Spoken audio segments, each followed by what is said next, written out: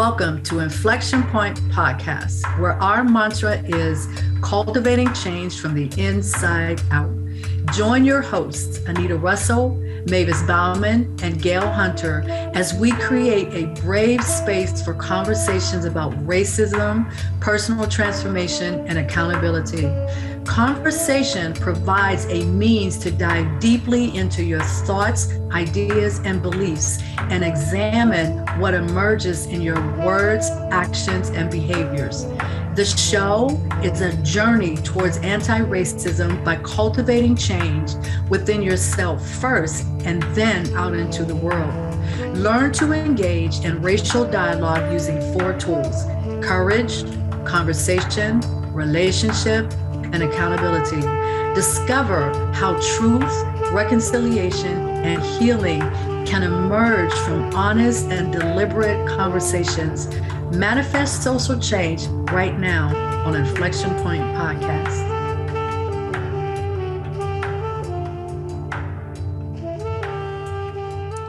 Well, hello, and welcome to the newest episode of Inflection Point Podcast. I'm your host, Anita Russell, and here's a quick hello from co-hosts Mavis and Gail. Hi, I'm Mavis Bauman. Thanks for joining us tonight. Hi, I'm Gail Hunter, and I'm grateful that you're all here. Thank you.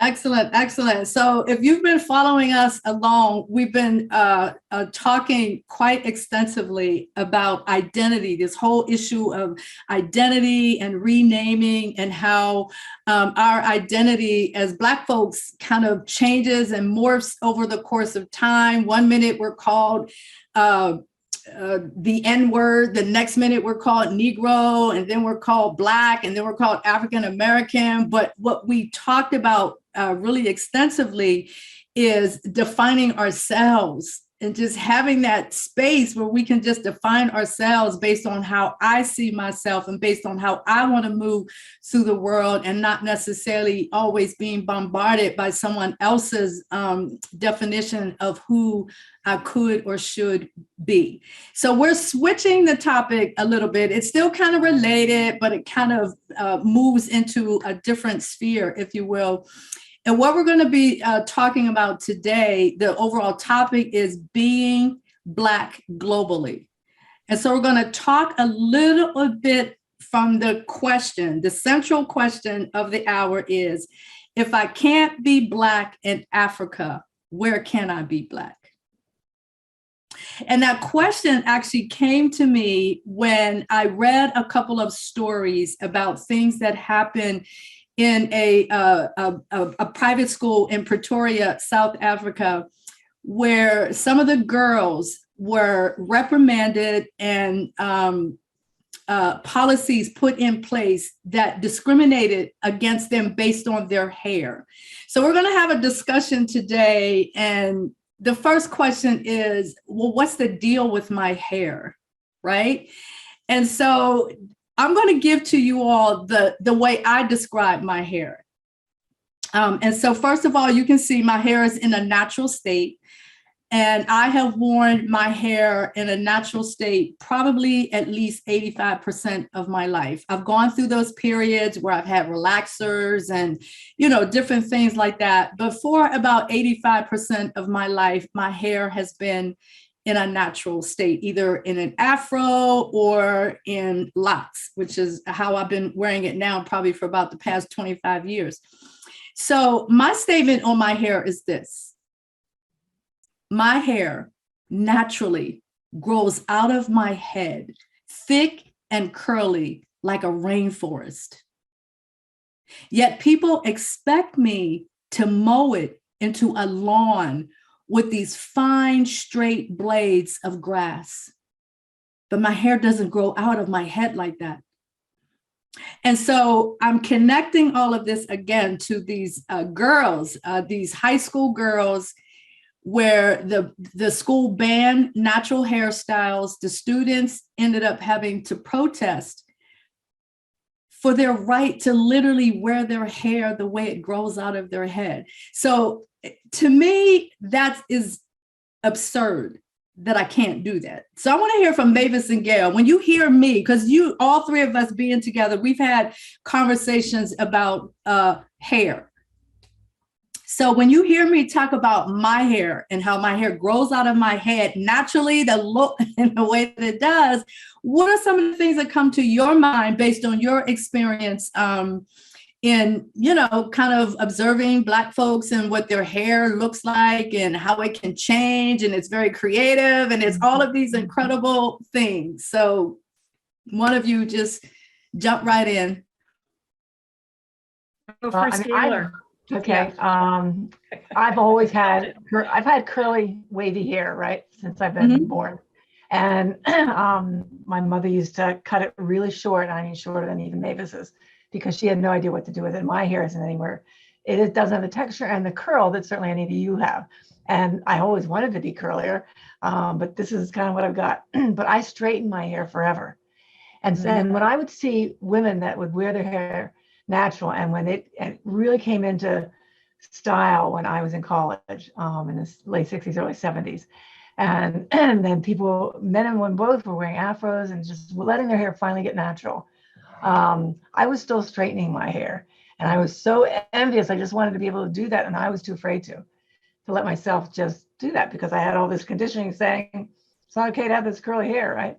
And so I eventually did, as I got older, to be able to just let my hair get curly. And so I admire every Black woman that allows themselves to have their hair natural. I cannot believe that in South Africa that actually happened. I mean, of all places for it to happen, I'm still in shock that it would have occurred there. But thank goodness for the students, right, that protested. And even in this country with the whole issue on the Crown Act, that I'm sure you'll get into. But it's time. I mean, seriously, who would want to be told they can't wear their hair the way they want to wear their hair? Nobody. Exactly. Right? So Mavis, what do you have to say? I've just always been curious about Black hair, and I've learned a lot in the last couple of years. I just have always thought it was so creative and so different from the straight stuff I have, and that it just didn't have to hardly be managed because there was all this body and curl. But I just can't believe how much is behind the concept of Black hair from the things I've just read this week. That it is an identifier. It is a racial identifier. And I never connected the two. I just thought of it as hair. And why would anyone want to control anyone else's hair? I know sometimes husbands and wives do that to each other, but it's like, why? It's part of your body. It's private. It's part of yourself. So why would anyone want to do that? And Anita, you and my friends have been so great and patient about it. Just learning more about what Black hair stands for. And I was reading about another case where they were, punishing punishing, I guess is the best word for some other students with Black hair and the way they were wearing it, and said that this was that discrimination had to be based on immutable characteristics like skin color, something that couldn't be changed. If it was hair, it could be changed. And so that wasn't discrimination. And I just, it just blows out to that bigger concept where there's always a loophole, always a way to get in that door and revive those racial attitudes. So that's what I'm going to say for now. But there's so much more. Anyway, that's it for now. Right. So I think the major issue is like when it comes to education or when it comes to being in the workplace, when there are issues connected to your hair. And it's really interesting because I would say that the average white person, particularly somebody in Pretoria, South Africa, has no idea what does it even take for our hair to go from natural to straight. That's number one. Number two, those same individuals have no idea how damaging it is for us to put chemicals in our hair to take away its natural texture simply so that somebody else can feel more comfortable or more accepting of who I am. So you're forcing people into this situation where if you want to keep your job, you need to alter your hair. If you want to go to this school, you have to alter your hair. Now, we looked at the video, the one video where it was the one that was produced by the Dove and the Crown Act Coalition and all of that, where the little girl gets to school, her and her dad. And when I look at the little girl, I can tell right away, she just got her hair done, like over the weekend. She just got her hair done and it was beautiful and it was braids and it was curly on the ends and it was neat. And when she gets to school with her dad and the dad says his goodbyes and he turns to walk away, and then the teacher, a white woman standing at the entrance to the school, says, "Excuse me, sir, your daughter can't come to school today because we have a no braid policy." What does that do to that little girl? What do you mean you have a no braid policy? And that same little girl, when she got a little bit older and she had her hair in braids and she wasn't permitted to participate in the graduation activities because she had her hair in braids. So again, what's the deal with my hair? I used to braid my hair too, Anita. And there was no mention of, I used to put it in many braids and then would wrap it in a bun. I wanted to do that to curl it, to give it texture. Mm-hmm. And I never thought even about where braids came from or that braids would ever be an issue. And then, being out here more on the East Coast and seeing some of the intricate designs, I'm thinking this is just plain art. And the time that men and women spend in the, at the hairdresser having these things done is a real commitment. I had no idea that straightening your hair was so painful, that the chemicals will just burn you. I mean, I've had a permanent, I remember how it smelled, but I don't recall ever experiencing any pain, So yeah, what is the deal? What is the deal with black hair? Exactly. It's strange. I think it's that whole background of racial identification and segregation. And it's also the westernized standard of beauty. Mm-hmm. Yeah. That's really what it is. Gail, I think you had something to say. Well, I think it was just another way of being racist. I mean, I think it was just another way of separateness. And because the truth is that I remember when my daughter and stepdaughter were little, I learned how to do a French braid. I braided their hair. Right. They loved to go to school with their hair. Now, why could they have a braid in their hair and you couldn't, right? Or this other little girl couldn't. I mean, it doesn't make any sense. It's the only sense that you can make out of it is just pure racism. Yeah. And the desire to control either the children in school or a person in the workplace. Yeah, that's just amazing. And it's also interesting. We've had this conversation that there are people out there who think that, for example, that we never wash our hair.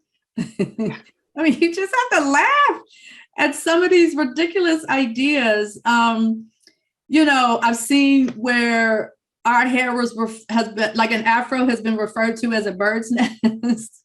I mean, it's just so ridiculous to me. Yeah. And it just makes it, offensive. Yes, it's definitely offensive. But I'm looking at it from the standpoint of the person who actually has this idea. Did you ever really stop and ask yourself, why in the world would I believe something like that? Like just on a personal level, why would I believe that Black people don't wash their hair? Why would I believe that? Where does that come from? Yeah, so it's just really, really What to believe, right? Yeah. it's interesting. So I'm going to read a couple of snippets from some of the information that I picked up from the girls in South Africa. And this one image, I just love this one image. It's this young lady. She must be about maybe 16 or 17 years old. And she's got an Angela Davis afro, and she's got her hand raised, and she's protesting for her right to simply exist. If you remember the Cairo question, Cairo has the birthright to simply exist in the skin in which he was born, and the skin in which he is born includes his hair, because Cairo has tightly coiled, kinky hair. And we love his hair. And we teach him to love his hair. But what happens when that moment comes when he goes to school somewhere and someone objects to his hair? So I had one person who said that her teacher told her that her afro was causing people not to learn. Like the presence of her afro was actually impacting people's ability to learn. Like, how do you even make something like that up? Yeah, that it's distracting or something. Sorry, Anita. Yeah. Even if somebody's hair is distracting, their ability to learn, and that's not a distraction, that unless you're staring, then of course, if you're staring at anything, you're not going to be able to learn because you're not focusing on anything else. Right? But that's not about your hair. Right? I wonder where even that comes from. Who made that up? Yeah. And then one of the young ladies who protested with this incident in South Africa described a student who was pulled out of class and given Vaseline to put on her hair to flatten it. Vaseline. I have never in my life put Vaseline on my hair. I can't ever imagine doing that. I can't ever imagine telling somebody, let alone a child, to do that. Right. It's a shaming thing. Well, yes, of course. Yeah, definitely. It really affects their self-esteem. Mm-hmm. And that whole part of knowing who they are. Yeah. Something about them is bad. Then we got to cover this up. Right, exactly, because it gets back to identity. Right. Why do I not get to own my identity and be fully accepting of who I am in my Blackness and how I define my Blackness, whether I'm wearing my hair naturally or if I do make the choice to straighten my hair. But nobody should be forcing me to straighten my hair when my choice is to wear my hair natural. It is a birthright. I mean, it's no matter what color skin you have, it's a birthright. We all have that right? Nobody has jurisdiction over our hair. What? Nobody has jurisdiction over an individual's hair. That's right. Or nobody should, at least. Yeah, right. But again, it's back to that Western standard of beauty. Mm-hmm. The blonde hair and the white, I remember like commercials or like things when they would describe like a white person's skin and say, oh, she's got a perfectly white skin, like the color of milk. Right. And the blonde hair and the long and all of that. I cannot say that I've ever had a moment in my life where that was what I aspired to be or where that was what I aspired to look like. Meanwhile, we were tanning ourselves. We were trying to change our own skin color. Right. Exactly. Yeah. But it's also very marketing.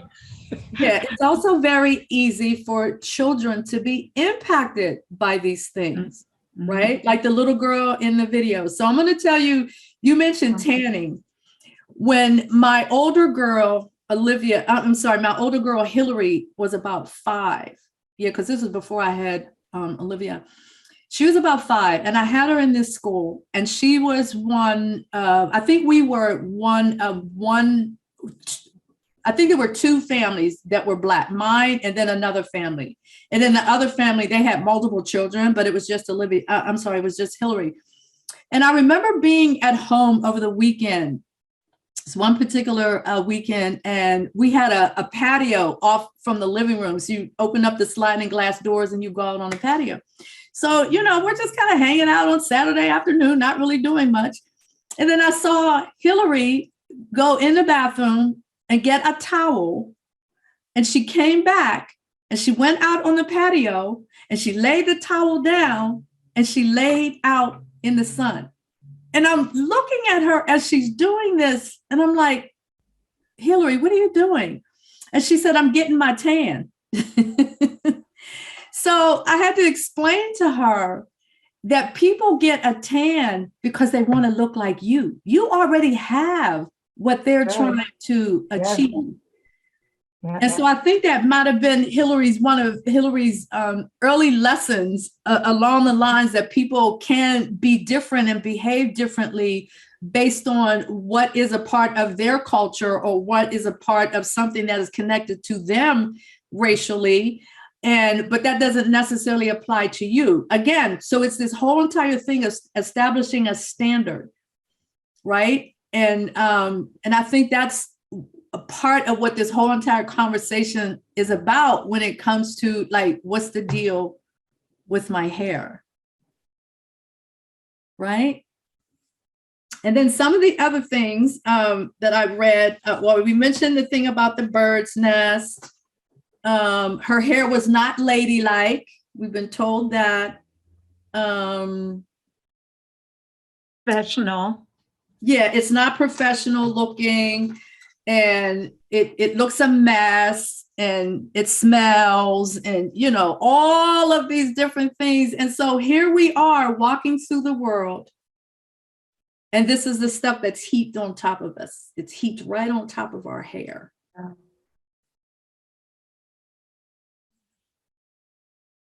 Yeah, and put outside and not feel that and not be aware of that. Right. And slavery, really, right? I was reading where they cropped the slaves' hair really short, and then the next phase was to cover them with scarves. I'm not sure if the slaves did that for their own, purposes. And then when slavery was abolished, then we start to try and look like the rest of society in the States, and the straight look comes across as beautiful. What was that movie about the woman that invented she sold the hair straightener? Just a movie recently. Oh yeah, Madam C.J. Yes, exactly. Exactly. Yeah. And I always think about the Supremes, remember them? They had these gorgeous bouffants, very straight and like defying gravity.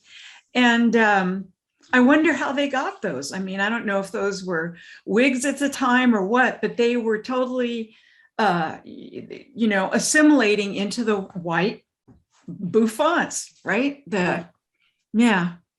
And I never asked why then, but boy, now I do. Yeah. And it's you hit the nail on the head when it comes to particularly in professional life and in corporate America or corporate wherever you happen to be, that's where it often can become a problem. Like I've read articles where women were literally sent home from work, like you're 5 and you're getting, you got in trouble at school because your hair is wrong. Or, the video that I had mentioned earlier with the little girl, and then it showed her when she was in, it looked like high school, because they were preparing for the high school graduation, and she was told she couldn't participate because her hair was braided. And then and when she's older, and there's a scene where she's apparently it looks like she's either maybe applied for a job or maybe came in with a different type of hairstyle, and all of a sudden this hairstyle now is a violation of the policy. So she's got this book, and you can see the different hairstyles in the book, but they're all Black hairstyles. There's no hairstyles that are on that particular page that were anything other than a Black hairstyles. And she had her hair in the Bantu knots. And that was one of the things that was not allowed. So was it you? The cornrows weren't allowed, the locks weren't allowed, whether dreadlocks or sister locks or whatever, it just wasn't allowed. Which leaves your ability to wear your hair how? Right? Right. Yeah, I just can't imagine that oppression for a lifetime. It always being an issue. You know, Anita, as you've said, just walking in the door in a corporation, there's the air of judgment and racism. So I can say that I have personally never had the experience in necessarily in the workplace of my hair, me being discriminated against because of my hair. But I've also known that I've been discriminated in the workplace just because I was Black as well. So, you know, whether it's connected to my hair, because like I said, I've worn my hair natural. I think I stopped relaxing my hair by the time I graduated from college. I wasn't relaxing my hair anymore. And then we went through the whole thing. We had this conversation about the Jerry curl, how we went through the whole thing with the Jerry curl and all of that. But the difference between that is that it didn't actually straighten your hair. It actually made it curly. So that was kind of interesting. But I remember my first job, I had like maybe a 4-inch afro. And I just was like, okay. It just never occurred to me, though, because I never saw my hair as a question. And I was never the kind of person who relaxed my hair because I wanted to be like something else or somebody else. Sometimes it was for convenience, or it was just a phase I was going through and that sort of thing. But for the most part, my hair has been natural, and I can honestly say I haven't had any direct issues with it. Although when I started getting my hair, when I started locking my hair, because everything's a process, right? So when I started locking my hair, I remember being at work one day, and it was like the day when I came, the first time I came, where it was like started to be the first stages where it's twisted. And my boss actually asked me if she could touch my hair. Don't ask Black people, can you touch their hair? Just don't do that. I just watched a whole TED Talk on that. Yeah. Oh my gosh. We need to put out a bulletin on that. Yeah, just don't do that. Just don't do it. The only way I could say that that's an exception is if it's somebody that's really a friend of yours and they just want to like, oh my God, you know what I'm saying? So it can be different, but we were in a meeting.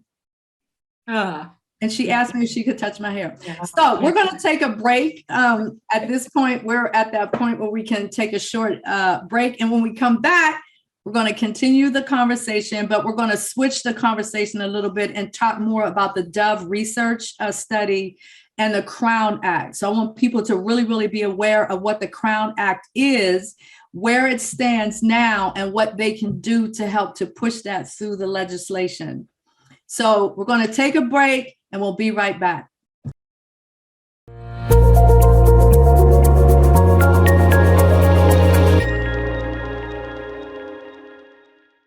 So welcome back. You are listening to Inflection Point podcast on Transformation Talk Radio. And right now we are talking about being Black globally. And the question of the hour is, if I can't be Black in Africa, where can I be Black? And we are talking specifically about hair discrimination. So Mavis, you mentioned something over the break. So I want you to bring that up. And then we're going to go into this Dove research study and the whole thing with the Crown Act, because I think what you mentioned is relevant and it's a good segue into that part of the conversation. Okay, good. I was reading this article published by the Brookings Institution that the title is "Penalizing Black Hair in the Name of Academic Success is Undeniably Racist, Unfounded, and Against the Law." And this article shocked me today because it draws a thread between shaming a little girl or little boy for their hair, sending them home, really is it's a major bruise to their self-esteem. and then they come back to school, try something else, and their self-esteem has already been attacked, and that there's a connection between that and acting out in other ways. And the Brookings Institute even draws a line from those kinds of acting out to the school to prison pipeline. Mm-hmm. So somebody who gets kicked out of school all the time starts out getting in trouble because their hair, theoretically, they're devalued. There's a devaluing process, a shaming process, and then they just don't care so much, I guess. It could be part of it. But the idea that you're constantly punished in school supports that school to prison pipeline. And that is just shocking and real. It's really going on. So I just think of these little kids especially, and how they want to be validated in those first days of school when they're afraid to leave their parents and everything.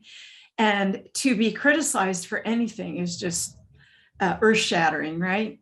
Absolutely. You guys are both moms, so you know what that's like. Yeah. When you're 5 years old, right? When you're 5 years old, and you're getting ready for your first day of school, and how your hair looks is plays such a major role in that. You got a special hairstyle because this is your first time going to kindergarten, and it's your first day, and you have on your new clothes, whether it's your new school outfit or your new school uniform, and you got your shoes on, and you got everything. Just imagine Ruby Bridges the first day when she was going to school. Wow. She looked so She cute. was so prepared, and you're just prepared. And then look what she was met with. So imagine, this little girl or a little boy, who has just been pumped up and prepped about their first day of school, and then their teacher tells them, you can't come to school because your hair, you have to literally go home because your hair isn't right. So Gail, I think you were getting ready to say something. I apologize. I may have talked over you. No, that's okay. That's okay. No, self-esteem is so crucial for all of us, right? And for children, that's where we develop our self-esteem. We may come to this world, into this world, knowing who we are, and yet we still are seeking that affirmation, validation from others, right? And we hopefully are getting that from parents, and hopefully we do and get validated, reinforced. But to have that picture of this little girl going to school, coming from a home that she's very loved, and she took her mom took all this time to do her hair, and to have an adult with white skin use shame and to judge, and because her hair looks different than hers or any other kids, to use shame to humiliate her, that's a huge imprint on her, right? Huge. And I was saying before about our brainwave, from 0 to 2, our brain is in a delta brainwave state, right? And so that's when we as adults are in a very deep state of sleep, very suggestible. From 2 to 7, it's a theta, which is when we're in a hypnagogic state, and we can, when we're in a trance or before we fall asleep, also a very suggestible state. Picture that 3, 4, 5-year-old who can do imagination like nobody's business, right? And that everything feels so much more real. When they're playing whatever they're playing, they really are that dragon. They really are that whatever, right? And so when somebody imprints them with that negative imprint, they take that in as a belief. And if they keep getting those imprints, that becomes a belief that they attach to, because it must be true, right? Even though it's not at all. Just one more sentence out of this Brookings article. They say, we believe educational leadership should never overlook the science or support exclusionary policies that fuel the school to prison pipeline. Right, that's right. Absolutely. Absolutely. So I'm going to read a little bit about this is in regards to the Dove work and the Crown Act. So it says here So the heading on this article actually is why ending hair discrimination should be an essential part of a company's DEI efforts, right? And then the very first sentence is 2021 has been a landmark year for improvements in diversity and inclusion when it comes to race, gender, and sexual orientation. However, discrimination remains a major issue in workplaces nationwide, and with offices reopening, 97% of Black employees are concerned about returning to work environments where microaggressions are commonplace. According to the study by the Gallup Center and Black Voices, 1 in 4 Black workers in the United States reported being discriminated against at work last year. And in an office environment, one of the prevalent types of discrimination that Black workers face is hair discrimination. This issue this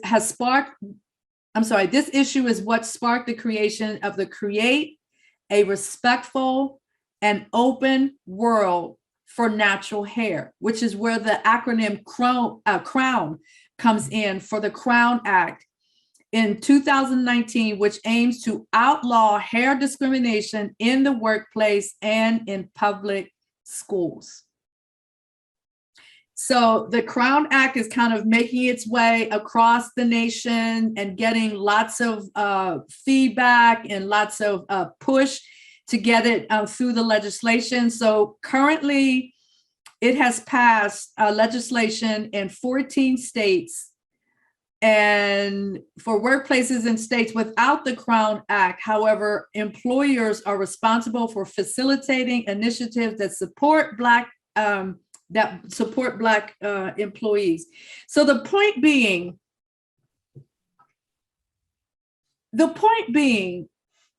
like, it's hair. That we actually have to go and create a law that says, don't discriminate against Anita Russell because she has her hair locked or her hair is in a natural state. You actually have to tell people not to do that. Doesn't that sound ridiculous?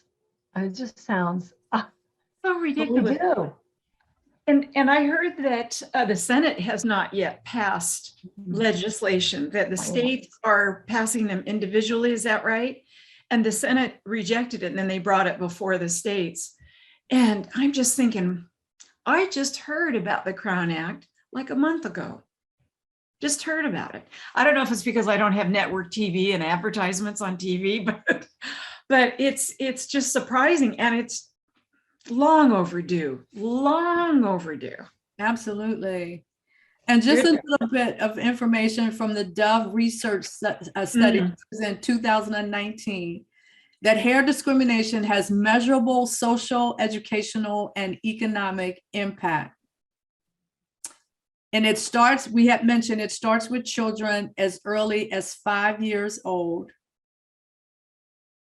And so the Crown Act goes, so it was passed in California to ensure protection against discrimination based on race-based hairstyles by extending the statutory protection to hair texture and protective styles such as braids, locks, twists, and knots in the workplace and in public schools. So it's not enough to just discriminate against me because of my skin color. It's also my hair. It's also the texture of my hair. Is it thick and poofy like an afro? Is it locked? So just about everything that I could potentially do with my hair is wrong. Is wrong, except for putting chemicals on my hair to straighten my hair, to please not me, but to please somebody else so I can work here, makes me not really want to work here. Absolutely. I saw a TED Talk today about, when Bo Derek did her braids in the 70s, Right. It was like, oh my gosh, this is so cool. And this is for rich people. Rich people are going to get their, hair in these. And they did. Did they call them? I don't know. Did she call them cornrows? I want to say that They were cornrows. They were cornrows, but they didn't. I thought they used another term. But anyway, it's just so funny how it jumped that racial barrier. And then all of a sudden, was anybody thrown out of school who had blonde cornrows? Right. And a lot of the women in this particular video were Black and said, like you said today, Anita, don't do that. Right. Don't try and braid your hair like mine, Right. Just don't. Frankly, it doesn't mean anything to me if you braid your hair. That's not really the issue. The issue is me having my hair braided is almost a criminal act until Derek started getting her hair braided. Now all of a sudden it's socially acceptable because it's a white woman that's doing it. It's also that co-opting the Black culture that you. Oh yeah, absolutely. And then now it's okay. Absolutely. So I'll give you this example. I want to say like maybe 2 or 3 years ago. And it was the white woman who came up with this, what she called is like this incredible invention for like covering your hair at night, your bonnet and all of that. And the bonnet was like $90 and people were like going crazy, like, oh my God, look at this bonnet. I can cover my hair with bonnet. Meanwhile, the Black folks are like, I've been wearing a bonnet on my hair since I was 5 or whatever. Right. Like that is such a common, and it was just so ludicrous to me, the way they jumped on it as if this was like some new thing and it's really fantastic. And you're charging $90. Meanwhile, we go to the hair store and we get it for $5. And we have like a whole array of bonnets in our hair because that's a part of our tradition. It's a part of our culture because we have this natural hair that needs to be protected when we go to sleep at night.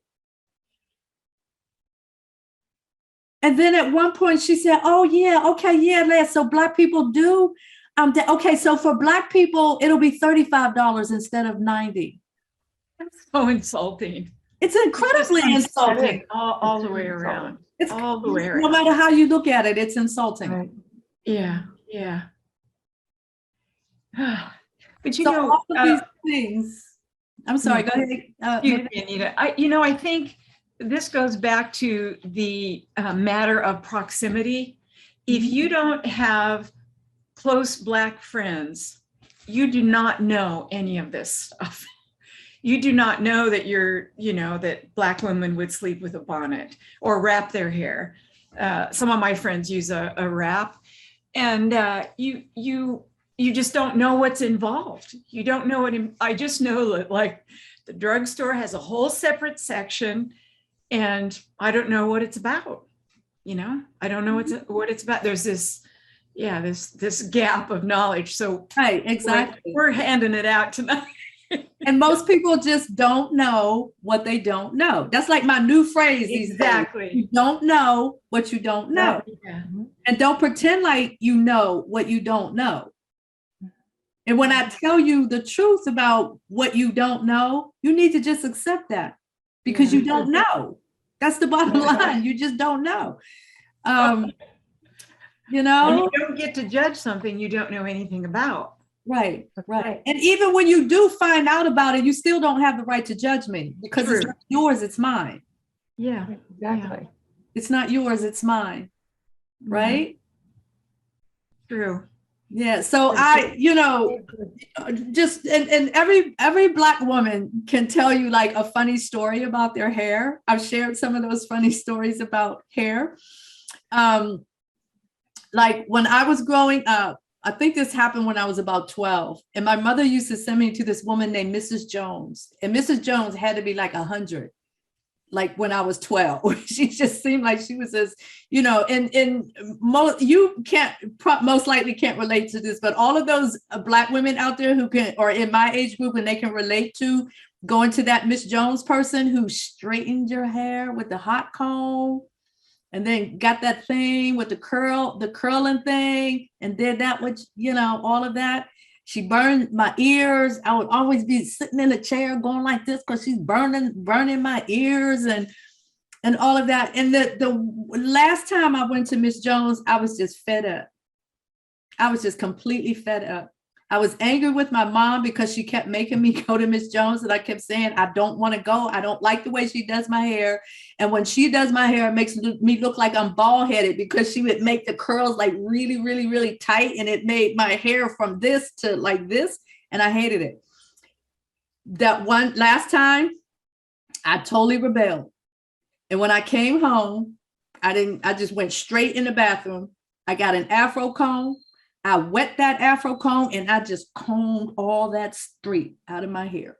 So by the time, because that's the thing, when you straighten your hair with hot comb straighten, not like chemical hot comb, it gets wet, it just goes right back to its natural state.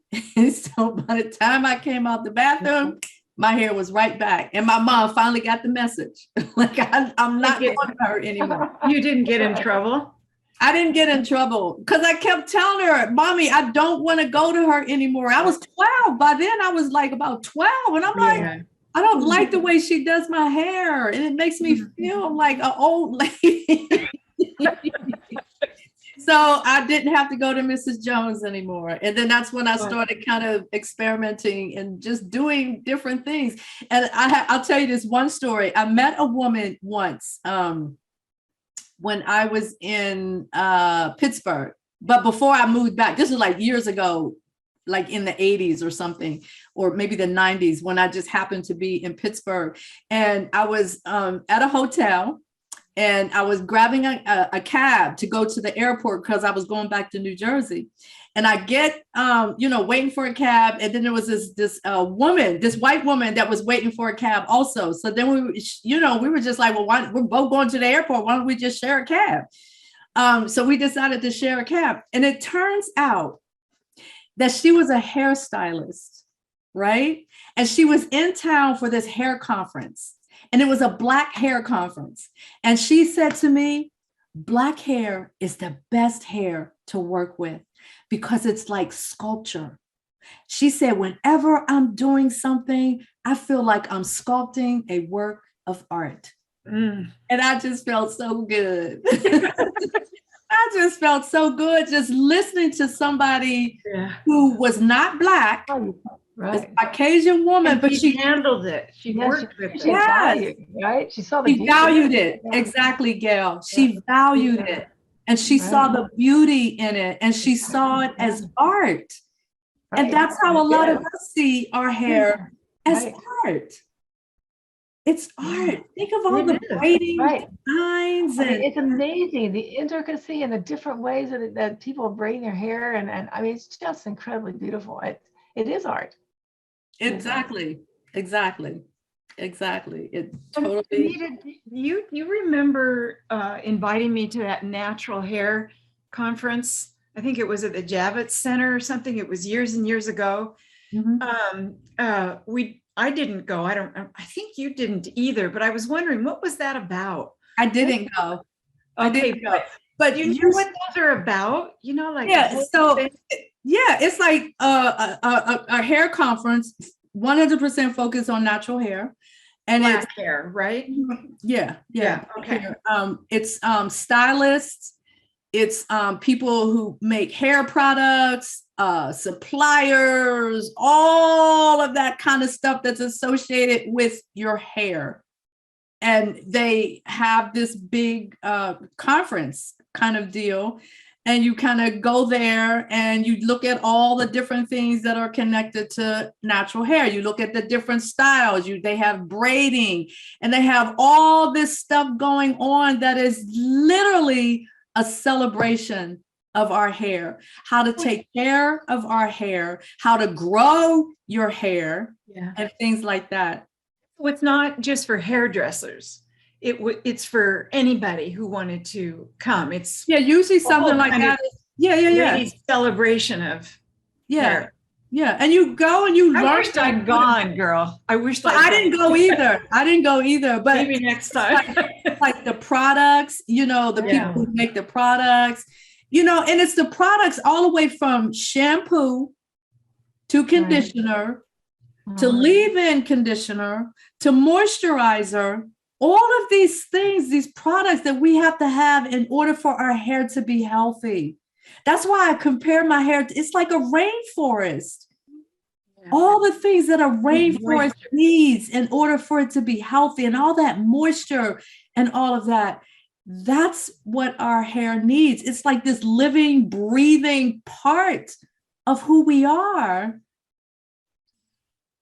And when it's discriminated against, it just doesn't make you feel good, Horrible. It's wrong. It's just wrong. I know a lot of my friends are going to appreciate hearing about this. Especially people who live in mostly white areas. They're not going to come up against. I understand. Yeah. So I hope people are listening. The one thing that white folks pick up from this is we do wash our hair. We don't touch it. And don't touch it. Yeah, those are the two lessons. We wash our hair and don't touch it.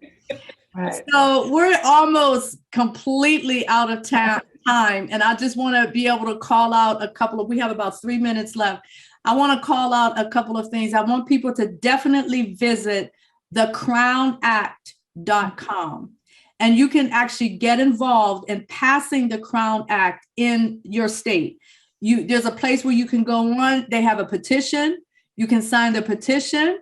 You can also send a letter over to your state representatives to kind of amass this movement, to kind of get all of this, to get the legislation so that it can be pushed through, because the objective is for it to be pushed through in all 50 states. And we're only at 14 now.